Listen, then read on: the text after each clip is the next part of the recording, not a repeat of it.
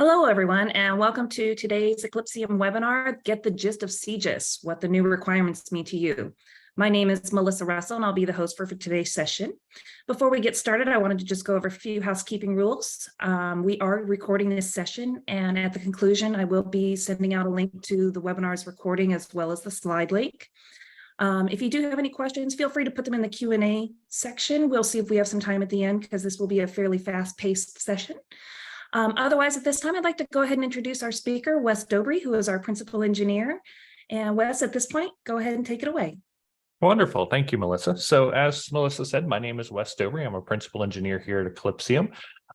Ultimately, my background is I have over 25 years experience doing architecture and design of enterprise mission critical systems. So what I'm going to talk through a little bit today on is really go over the new CJIS 592 requirements. So I'm going to talk through that first off, when the deadline is.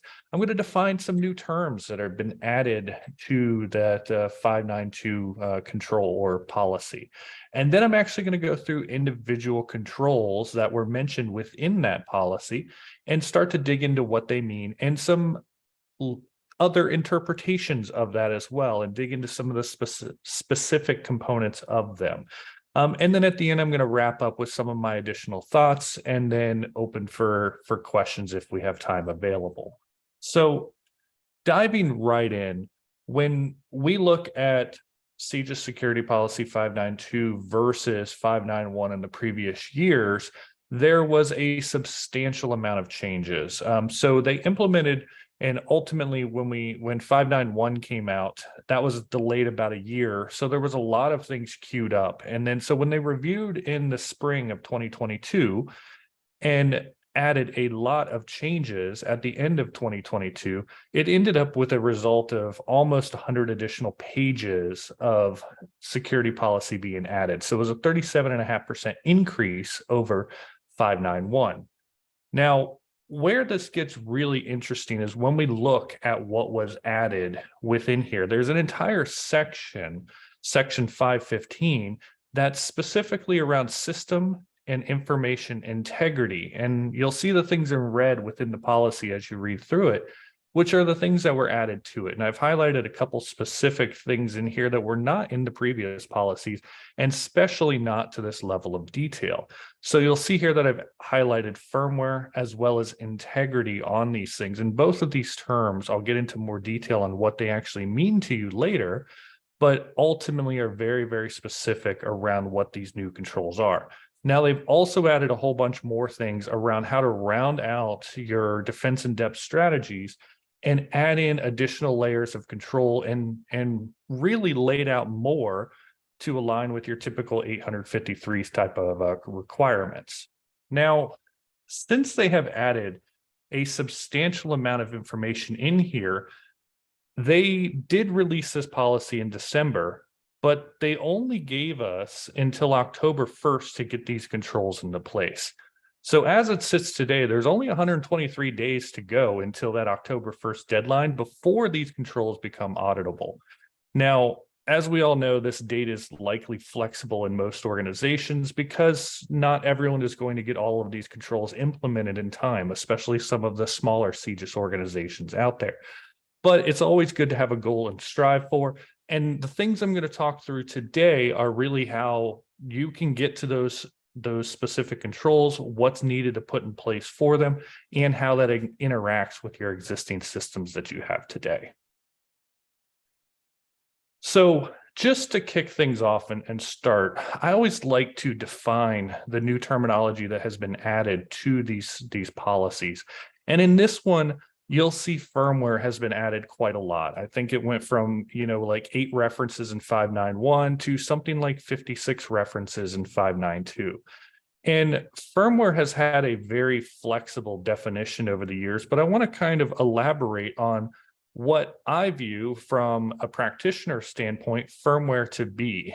And ultimately, that's because firmware has not really been defined very well in any of these controls. You don't see it in any of the NIST 800 guidelines. You also don't see it defined in CJIS security policy as well. And traditionally, those of us that have been around the industry for a rather long time look back and we see firmware as ultimately synonymous with things like the BIOS of a machine. And that's a little bit of a problem because as systems have gotten more complicated over the years, firmware has expanded to much more than just the BIOS of a standard laptop desktop server. You end up in scenarios now where you have all these additional components on a system that are regularly able to be updated, upgraded, and need to be maintained. These systems and components also tend to have vulnerabilities that could also be accessible over the network as well. So things like your baseboard management controllers and your Intel ME, things that are turned on by default in a lot of situations, can now become accessible from a vulnerability standpoint and need to be integrated with your vuln and patch management strategies. But this also means that the term firmware can also include things like a full operating system on a network appliance. So things like your load balancers, your VPN concentrators, your switches, routers, firewalls. And this ultimately means that just the simple term of firmware expands the scope of where these controls apply to a very large number of devices within inside of your organizations. And why this is ultimately really important and why we're seeing this added to the new controls and the new frameworks with such rigidity and expedition is that we ultimately see that when we look at CISAs or cybersecurity infrastructure security agencies' known exploited vulnerabilities, firmware is now actually the largest category. And their definition of firmware and our definition of firmware coincides that it's really anything either below the operating system or critical software to make a piece of hardware work. So with that becoming the largest area of opportunities for attackers, it also means that we need to start putting a larger number of controls in place to ensure that that is protected against these nefarious actions and ultimately helps from your defense and draft strategies.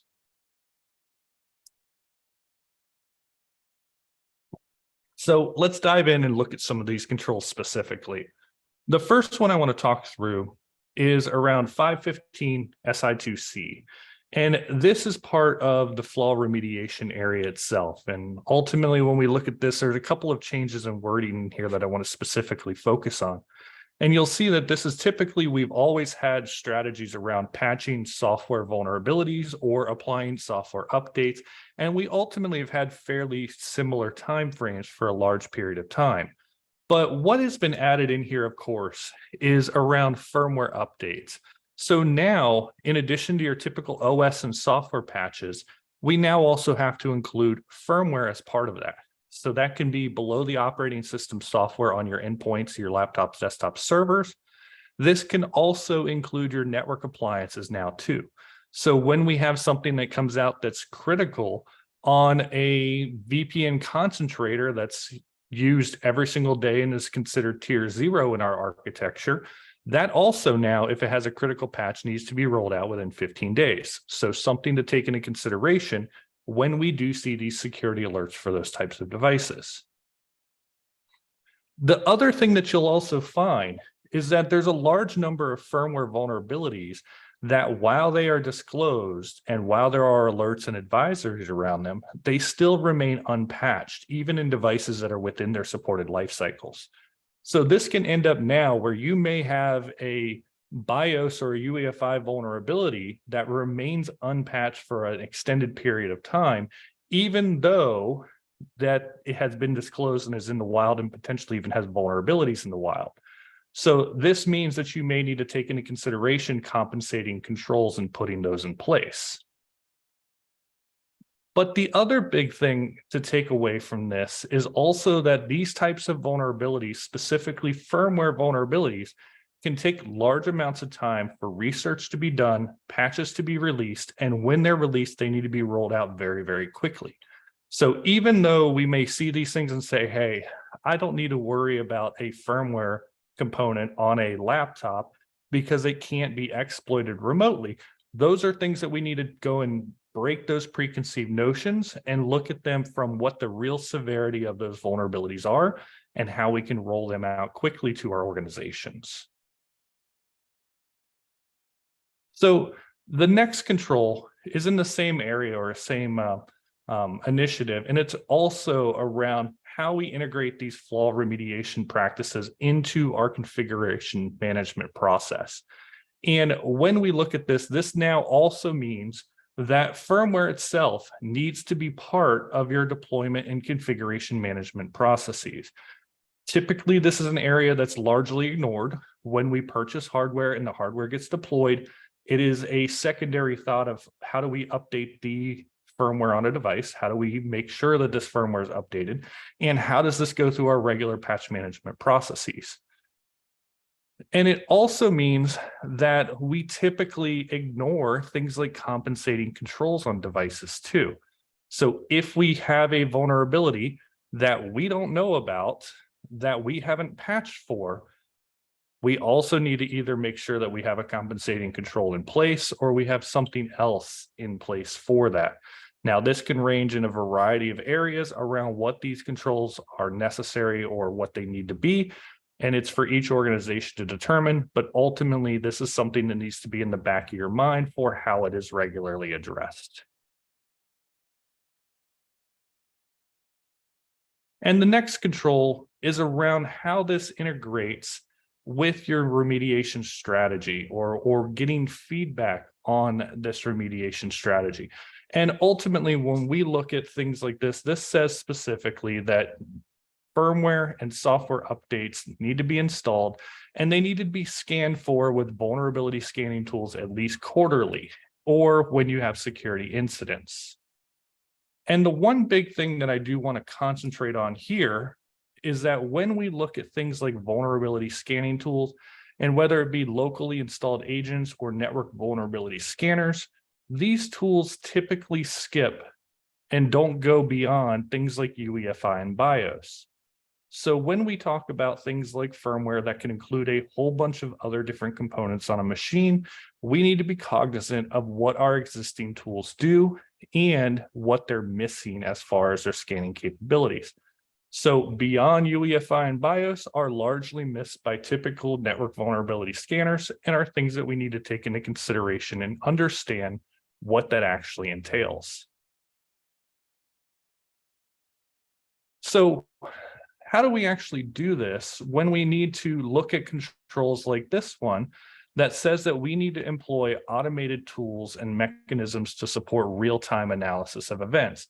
So when we look at these tools that are looking at firmware itself and ultimately at all of these different OS components of network appliances, you need to make sure that whatever solution that you go with to do this, it needs to integrate with your existing SIM and SOAR products to provide workflows around both indicators of compromise as well as indicators of attacks. So it needs to go and feed out both events and alerts to your other systems and integrate with them fully to be part of your SOC workflows or your security incident workflows. And that's ultimately because when we look at the next control around security alerts, advisories, and directives, we need to make sure that when we look at this information and we get these advisories and we understand what's actually happening from a hardware, firmware, and software perspective, all of this becomes very, very integrated in our processes. Now, in this specific one, what I want to call out is I hope that all of you are receiving alerts from your typical CISAs, as well as your OEM hardware and software providers. But in addition to that, I also recommend looking out at third-party threat research companies and looking at what they do. And the one thing that I do want to call out specifically as part of today's conversation is that Eclipsium does a quarterly threat report where we go through some of the most advanced and nefarious attacks seen in the wild, where we see the industry going, and ultimately industry news and threat deep dives about what's actually happening. So if you haven't signed up for our threat report, I highly recommend reviewing that, and you'll get some very good information out of it on a regular basis. Now, the biggest change in my perspective of what actually was going on in 592 is this section around software, firmware, and information integrity. Now, I've highlighted a few terms within here. But ultimately, the first one that I want to talk through is around the integrity verification component and the detection of unauthorized change. So when we look at in the word integrity itself, that really means two big definitions. The first is around monitoring for changes. And so this means that when we look at things like firmware on a device, we need to detect if that firmware or any configurations to those firmware items have actually changed on that device. And then now going back to those previous controls, we then need to be able to notify other systems and understand what those changes impact and how we address those. This also goes and helps us understand if these things are indicators of compromise or indicators of attack and nefarious activity. The next big part around integrity itself is validating those software firmware components against a known good state. So a known valid from the manufacturer, everything is copacetic with it, as well as anything against the baseline that may have changed. So if we roll out 1,000 devices and they should all look a certain way, and it's all a known good setup, if anything changes from that, we need to look at that from is this an attack? Is this something that we need to be concerned with? And then, of course, this also must integrate and include existing notification processes and also be integrated as part of your incident response processes. So if we see a change to firmware or a firmware configuration, we need to be able to determine, is it a good change? Is it valid? Is it something that we expected? And we need to go and take that information and that change and send it out to other systems so that we may then have the associated proper response to it. And then, of course, if that is not something that is capable of being patched at this period in time, we also need to look at what compensating controls can be put into place so that, again, we remain a true, effective, and secure organization. So I just hit you guys with a whole lot there. I'm going to take a little pause and dial it back and talk about how Eclipsium can help on this, and then we'll do a little bit of wrap up and I'll take some questions. So ultimately, Eclipsium is a solution that focuses below the operating system on devices. We provide you visibility, integrity, and security of what's happening on the system firmware as well as the OS on appliances. From the visibility side, that's understanding what an organization has. On the integrity side, it's validating that change and the validation of known good. And then the security side is looking for vulnerabilities, risks, and misconfigurations. We really do this on two different ways. The first methodology is looking at devices as they enter your organization, validating that they are what they say they haven't been tampered with, and they're known good. Then it's also assessment of existing devices and helping to integrate with your patch management and vulnerability management processes to ensure that everything is copacetic on that and validating that you are meeting these CJIS compliance controls necessary. This also means, and when we take a look at most organizations, I find that the areas in green are the areas that most organizations concentrate on. We have had time to mature and develop strategies around dealing with your operating systems, your applications, and virtual machines. And that's where things like your EDRs, your XDRs, and your network vulnerabilities come into play. Ultimately, the areas in red are the areas where I've often felt are ignored by most organizations. And that's really where we focus on. That's what Eclipsium does. That's where we live. That's what we want to live in. And ultimately, when we look at things like where we fit within an organization, we live through the entire life cycle of a device, through the onboarding, the regular monitoring, and of course, the remediation side of things to ensure that all the components that I've spoken about today from a CJIS compliance perspective are taken into play and taken under consideration. So with all of that said, I want to take a moment and start to loop this back and understand and review the things that we've covered today and open for questions.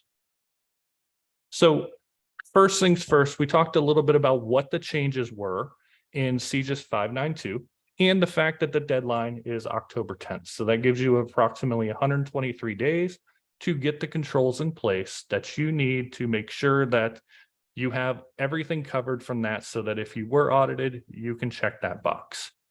We also defined what firmware was, and that is code below the operating system or things like the complete operating system on an appliance itself. And then we reviewed individual controls around where this integrates within your organization, things that you may have not seen or not looked at yet, things like patching for firmware early and often. And a lot of times, most organizations tend to ignore this or not include this as part of a patching process. Or if you do, this isn't integrated with the rest of your processes so that you're not getting things like notifications of change, identifications of vulnerability and threat, and ultimately integrating within your incident response components. I also talked a little bit about how we need to regularly scan for actual firmware vulnerabilities and understand if there are updates, we need to apply them. And if there isn't, we need to apply compensating controls.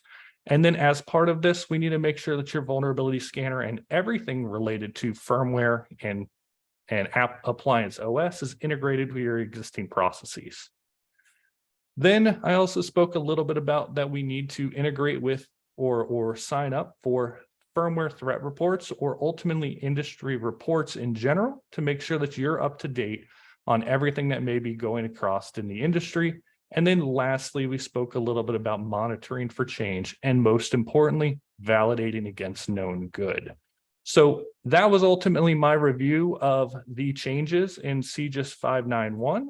If there are any additional questions or anything that you guys would like to follow up on, you can, of course, reach me via my email address. That's wes.dobry@eclipsium.com, or you can reach out to us from the URL eclipsium.com/demo.